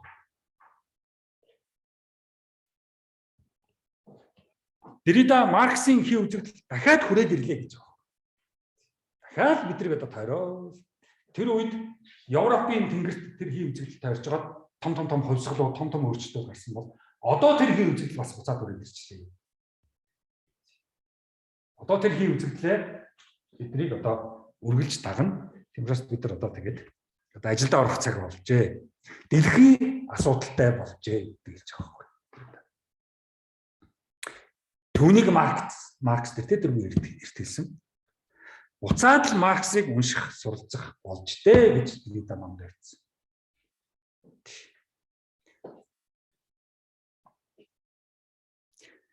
Тэгээд тэр Derrida хий үзэгдэл ихгүй тайлбарсан байна. Хий үзэгдэл байсан ч байгаагүй ч харагдах мэт, харсан мэт, бүү мэт. Хий үзэгдэл гэдэг бол зарим хүмүүс харсан гэдэг, зарим хүмүүс хараагүй гэдэг, зарим хүмүүс бол байна гэдэг, зарим хүмүүс байхгүй гэдэг. Хий үзэгдлийн онцлог. За Derrida улс орнууд өрөнд орцсон. Маркс буцаал Маркс деп гэдэг чинь бүгд өрөнд орцсон. За ингээд одоо Маркс тухайн үед одоо капитализмыг оршуулах тийм одоо гашуудлын ажил хийсэн. Оршуулчлаа гэсэн. Оршуулсан чинь нөгөөх нь яасан. Дутуу өгсөн байж капитализм буцаад гараад ирсэн. Шарилаасаа. Тэгэхээр одоо бид нар дахиад одоо гашуудлын ажил хийгээд дахиад энэ капитализм гэдгийг одоо оршуулахаас өөр арга байхгүй. Яаж одоо булшлах вэ? За булшсны дараа шинэ интернационалыг байгуулах ёстой. Улс орн бүр нийлж хагаад хамтдаа зөвхөн нүүб биш хамтдаа нэгэн том улс төрийн намыг одоо байгуулах ёстой. Олон улсын намыг.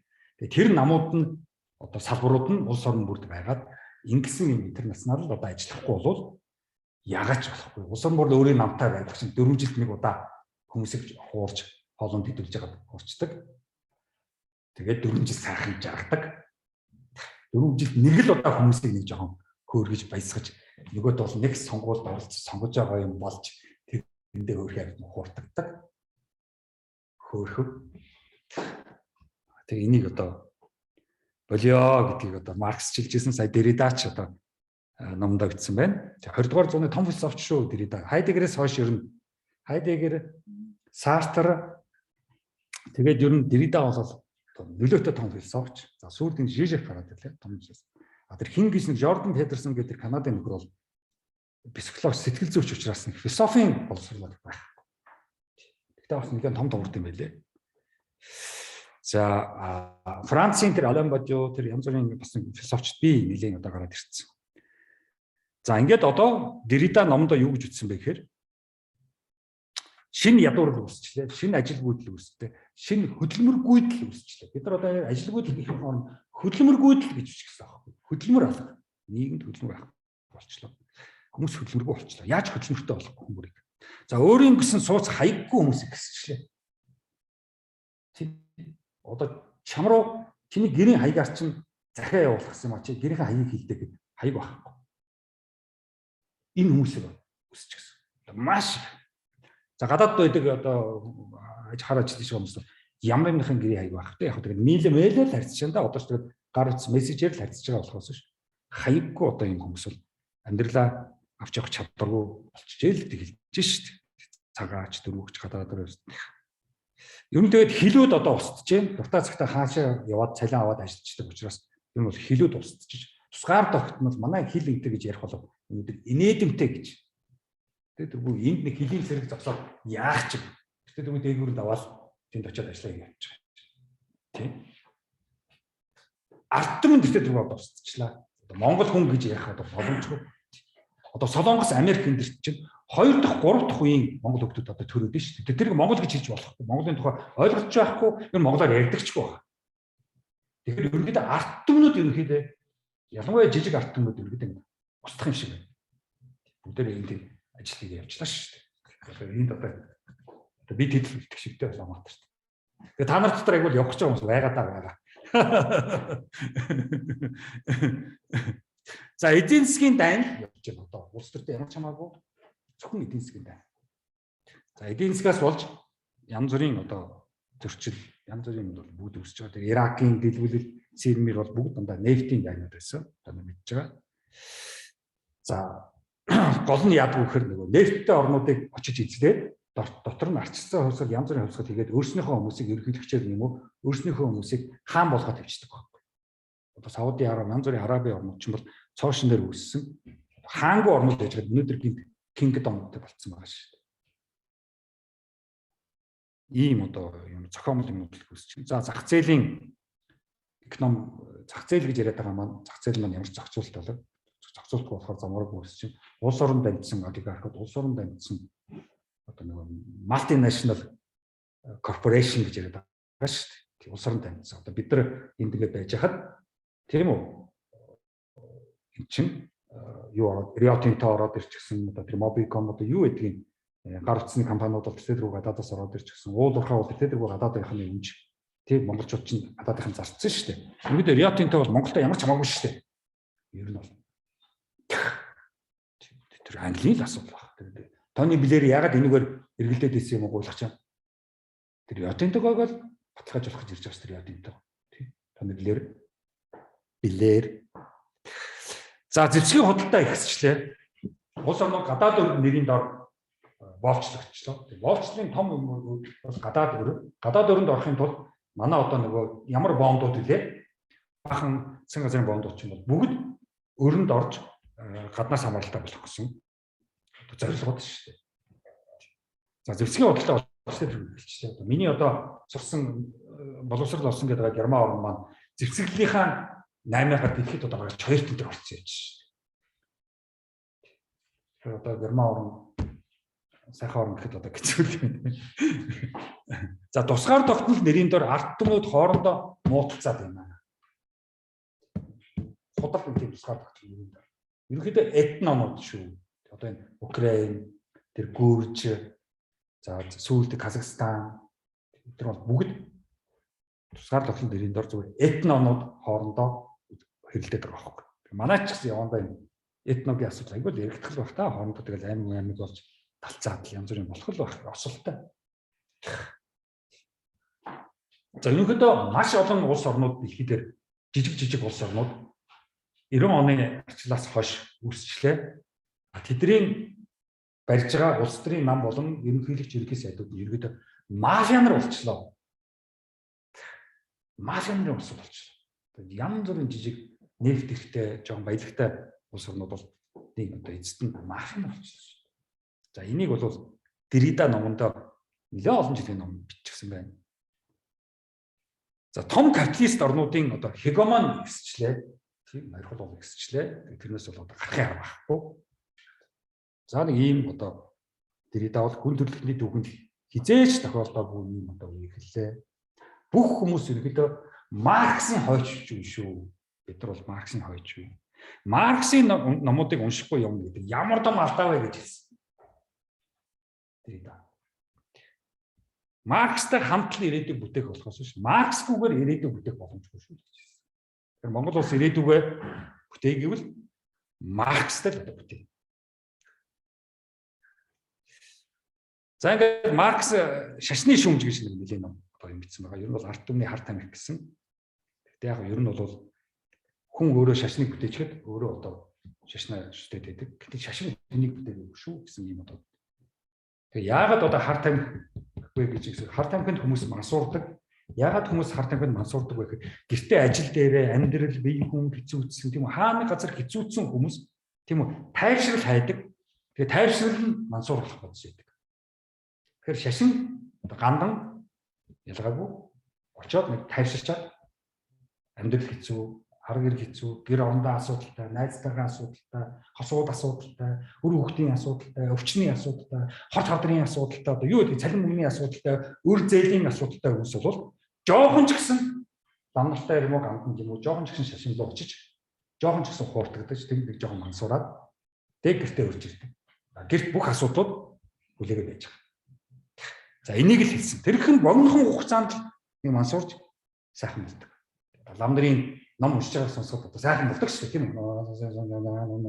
Олон нэрчүүд уншихад зөвсөлтэй шүү дээ. Тэгээд болоо.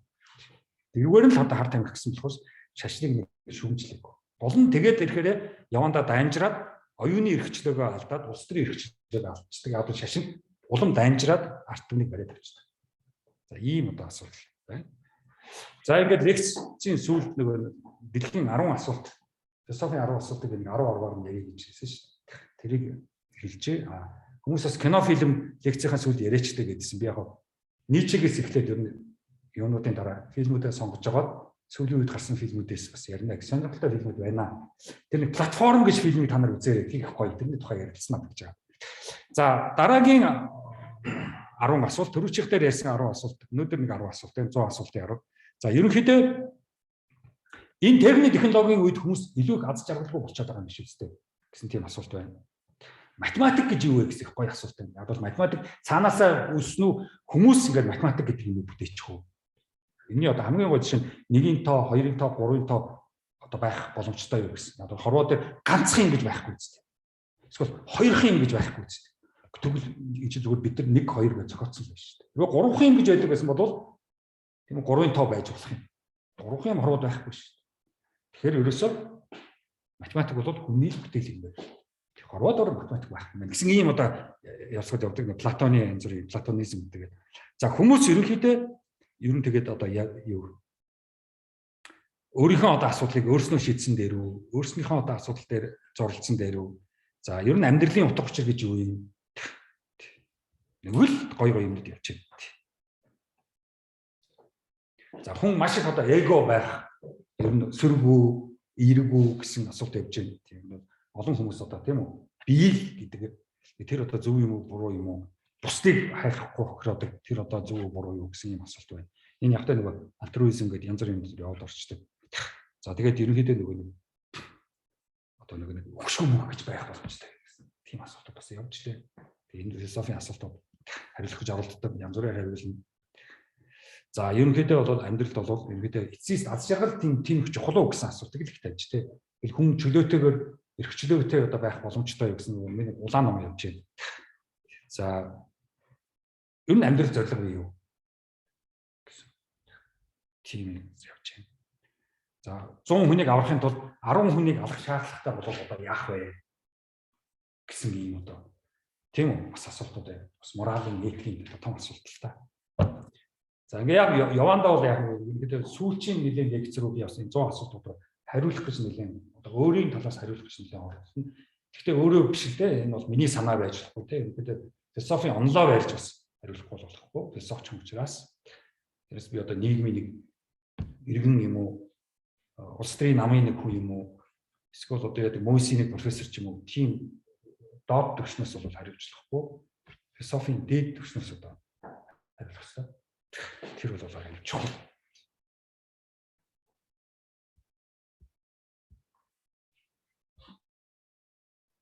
За. Анхаарал тавьсанд баярлалаа. Дараа уулзлаа баяртай.